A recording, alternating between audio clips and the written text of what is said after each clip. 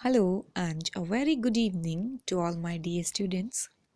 Dear students, today I will teach you about a new topic related to the theory of producer's behavior and producer's equilibrium. That is the isoquants. बच्चों, आज मैं आपको एक नए विषय के बारे में, एक नए टॉपिक के बारे में बताऊंगी जो कि उत्पादक के व्यवहार एवं उत्पादक के संतुलन से संबंधित है। आज हम सम उत्पादन वक्र के बारे में जानकारी प्राप्त करेंगे। Now let us start our discussion and understanding of the concept isoquant.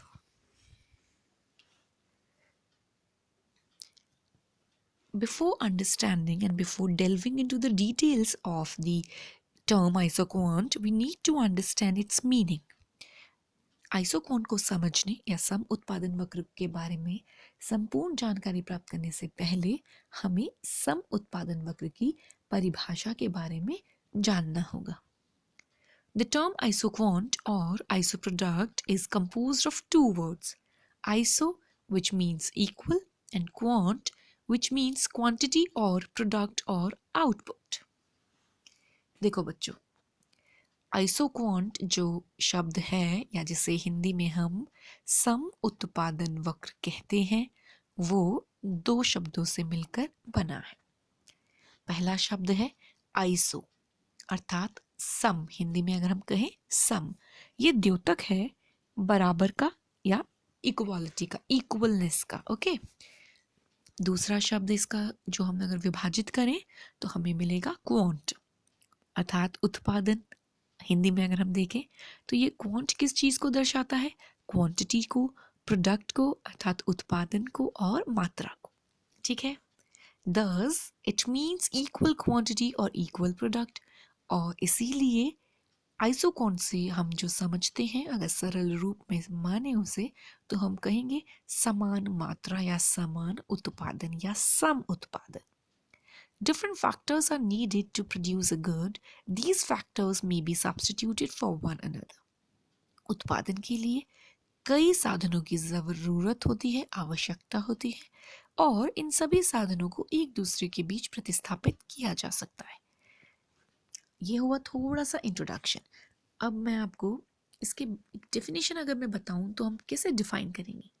An isoquant represents all those input combinations which are capable of producing the same level of output. देखो बच्चों, एक सम उत्पादन वक्र उत्पादन के साधनों के विभिन्न संयोगों को दर्शाता है जो कि एक उत्पादक को समान उत्पादन का स्तर प्रदान करते हैं। अब देखते हैं हम आगे कि assumptions क्या क्या होंगे, मान्यताएं क्या क्या होंगी, फिर इसे और सही तरीके से परिभाषित करने का प्रयत्न करेंगे।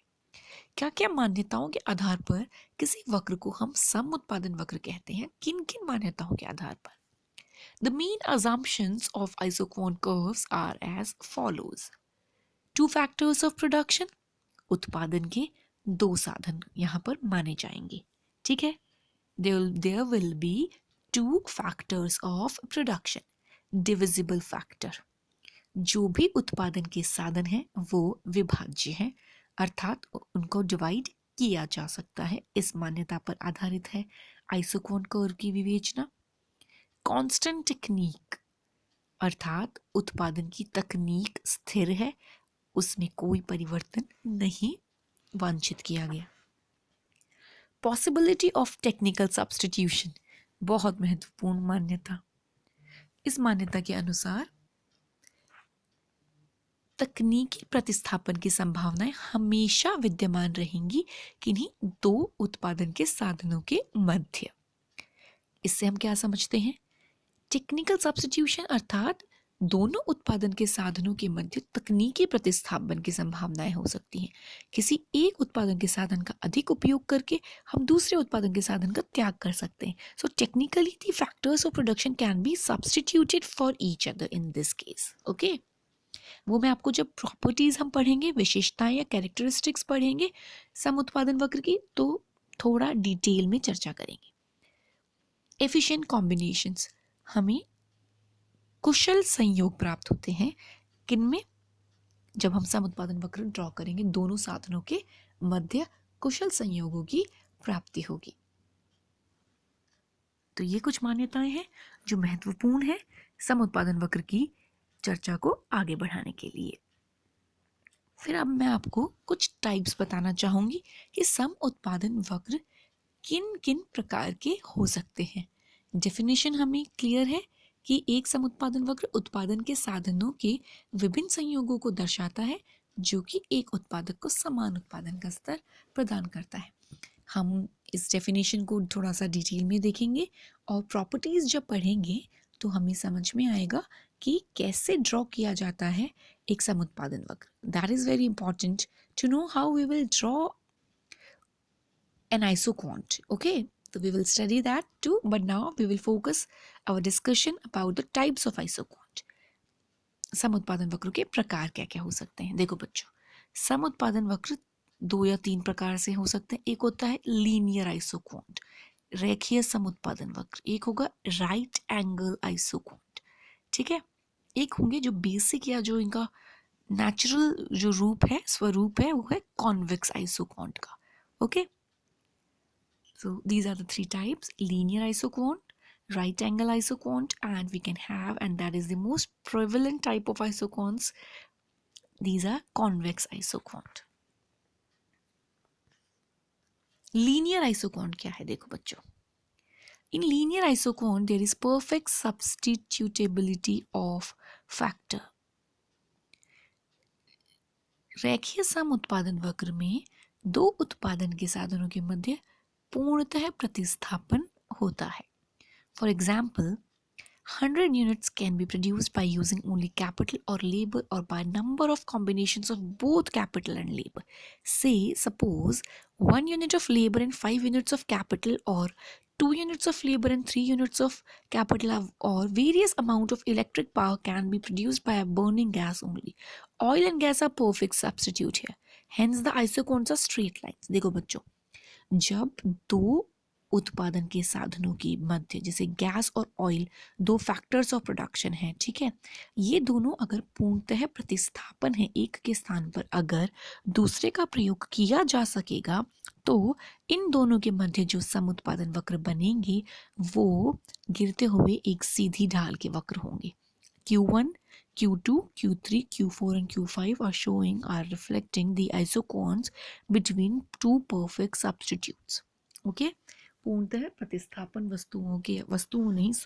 पूर्णतः प्रतिस्थापन उत्पादन के साधनों के मध्य बनने वाले सम उत्पादन वक्रों की आकृति गिरती हुई ढाल की सीधी रेखा होगी। Okay, so this will be the shape of an isoquant curve for two factors of production which are perfect substitutes of each other. Okay, so let us move to the next type, right angle isoquant. There is complete non-substitutability between the inputs. जब दो उत्पादन के साधनों के मध्य शून्य प्रतिस्थापन होता है, ठीक है, तब आइसोक्वांट्स या सम उत्पादन वक्रों की आकृति हमें राइट एंगल्ड मिलेगी।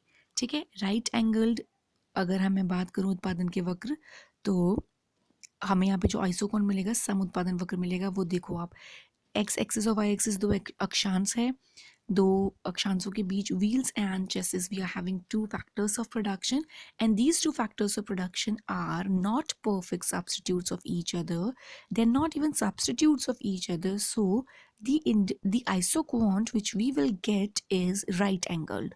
So इन दोनों के मध्य जो हमें सम उत्पादन वक्र मिलेगा वो right angled होगा। ठीक है, यहाँ पर there will be no, I would say there will be no proper slope and the angle will be right angled. Okay, तो ये हो गया जब दोनों उत्पादन के साधन पूर्णतः प्रतिस्थापन नहीं होते। अब हम देखते हैं कॉन्वेक्स आइसोक्वांट। जो बेसिक शेप है आइसोक्वांट्स की, that is it's convexity. Convex isoquant assumes substitutability of inputs, but the substitutability is not perfect. Okay, in case of convex isoquants, we assume that the factors of production can be substituted among between each other, but the nature of their substitution is not perfect. Okay, इन दो उत्पादन के साधनों के मध्य प्रतिस्थापन किया जा सकता है, लेकिन वो पूर्णतः प्रतिस्थापित नहीं होते हैं।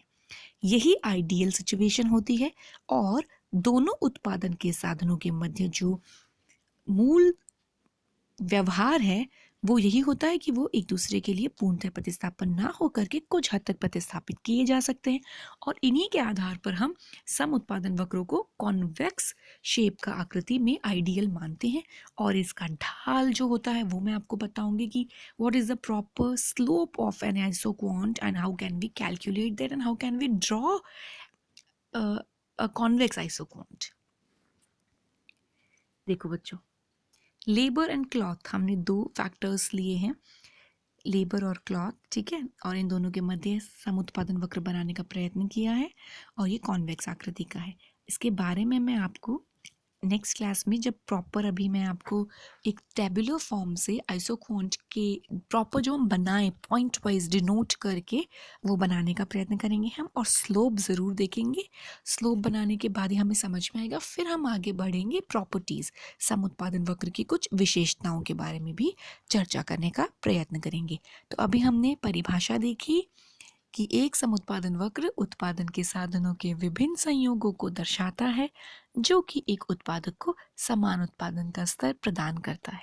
ठीक है, और अब हम इसको बनाना सीखेंगे। हमने थोड़े से टाइप्स ज़रूर देखे, 3 तरह के टाइप्स हमने यहाँ पर लिए। अब आगे नेक्स्ट क्लास में मैं आपको आइसोकोन ड्रॉ करना बताऊंगी। Thank you so much for listening to this video.